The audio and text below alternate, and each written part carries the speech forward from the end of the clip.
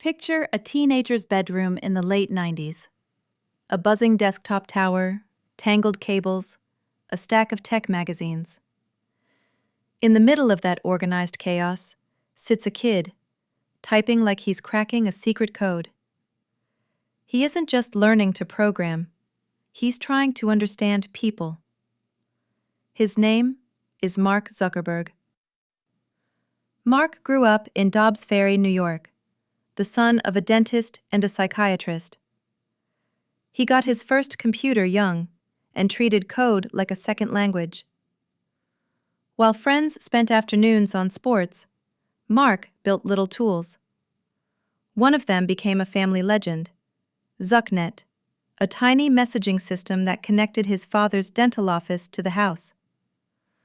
When a patient arrived, a ping showed up on the living room computer.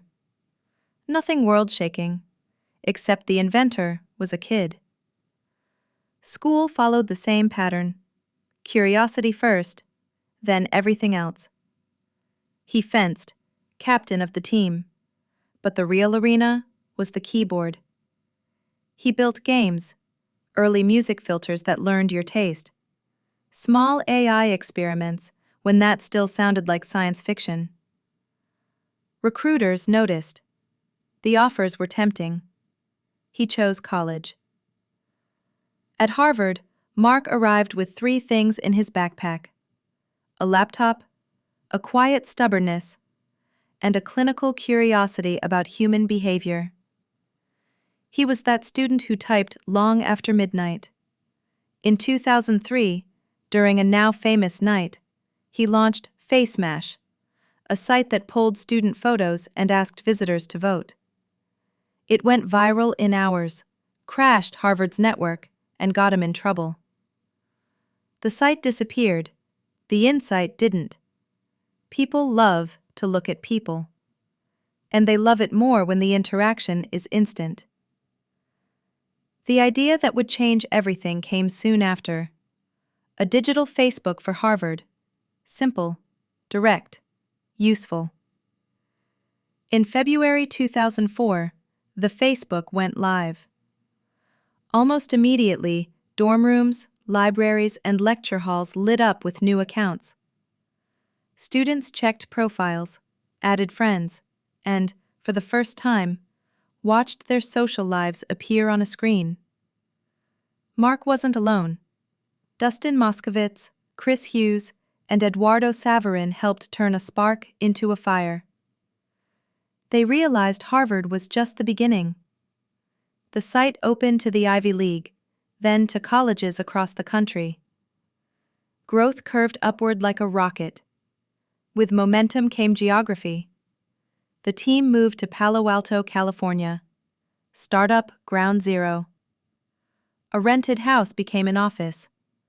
Days blurred into a loop. Code, test, ship, repeat. Sean Parker, of Napster fame, stepped in as a mentor and pushed the vision. Drop the.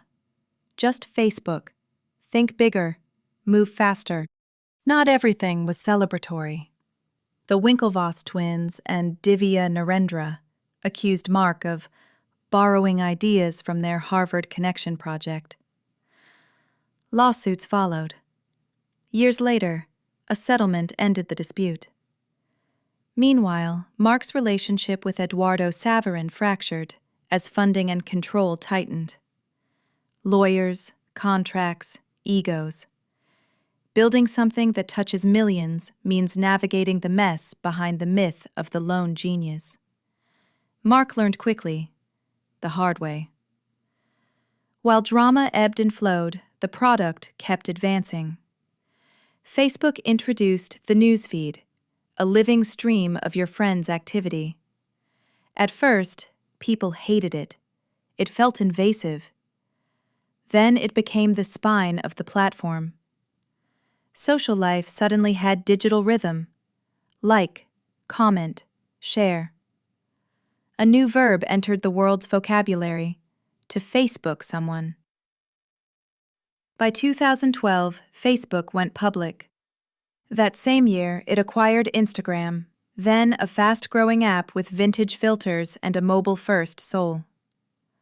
2 years later came WhatsApp, already churning through billions of messages a day. If the mission was to connect people, why stop at one product? Facebook evolved into an ecosystem. Mark obsessed over mobile. When he realized the future lived in the smartphone, he tore up roadmaps, rebuilt apps, and reorganized teams. It was painful and expensive, and exactly right. That pivot kept Facebook in your pocket.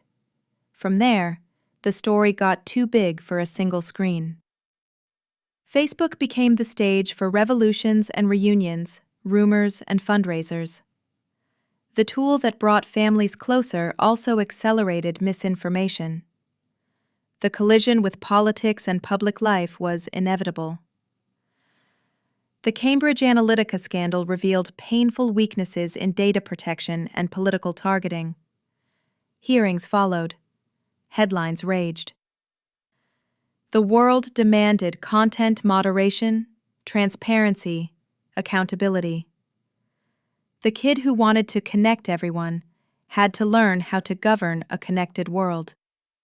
Mark answered with public commitments, new privacy tools, internal audits, and partnerships with fact-checkers. The debate over impact remains unsettled. But one fact stuck. When you build the world's town square, every change becomes a public question. Meanwhile, he stared into the future. In 2014, Facebook acquired Oculus, stepping into virtual reality. Years later, in 2021, he made his boldest move since Newsfeed. He rebranded the parent company as Meta and declared the next chapter would be the Metaverse, a social, economic 3D space. Many rolled their eyes.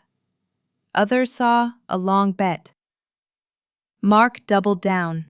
Billions invested, hardware redesigned, platforms like Horizon launched, MetaQuest headsets pushed forward.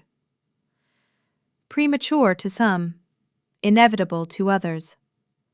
For him, part of the mission. Through crises and reinventions, one constant: metrics and product. Mark loves experiments. Flip a toggle, watch behavior. Change a color, measure retention. Adjust the feed, track session time. It isn't glamorous. It's applied science to human interaction. That methodical coolness, sometimes mistaken for detachment, is the engine behind products used by billions. So what drives him? It doesn't seem to be fame. In interviews, he returns to the same phrase set: give people voice, build community, bring the world closer together. Simple words, repeated so often they're easy to dismiss. Yet, in practice, those ideas reshaped how families talk, how small businesses start, how movements gain momentum. There are costs and harms and noise, and he has spent his adult life wrestling with those consequences. Away from the screen, Mark aged, quietly. He married Priscilla Chan, a physician, and together they founded the Chan Zuckerberg Initiative, aimed at education, science, and justice. He became a father.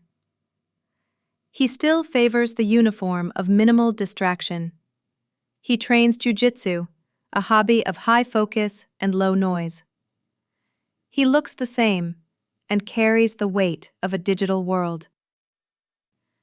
And here we are, from a quiet bedroom to a company that touches daily life for billions. From a homegrown messenger to an emerging virtual universe. Mark Zuckerberg's path isn't a straight line. It's a zigzag between sharp product instinct and ethical dilemmas, between technological boldness and social responsibility. He succeeds and fails at planetary scale. Maybe the most curious twist is this. Beneath the code, his work was never about computers alone.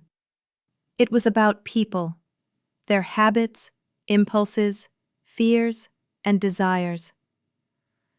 Code was just the bridge. He didn't invent friendship, gossip, curiosity, belonging. He arranged them in an interface. If the story ended here, it would already be enormous. But it doesn't. Meta is still betting on the metaverse, on generative AI, on new forms of presence. The world watches, skeptical and fascinated. And Mark keeps writing, in commits, policies, and products, the next chapter. Because, in the end, the boy who wanted to connect everyone never stopped asking the same question.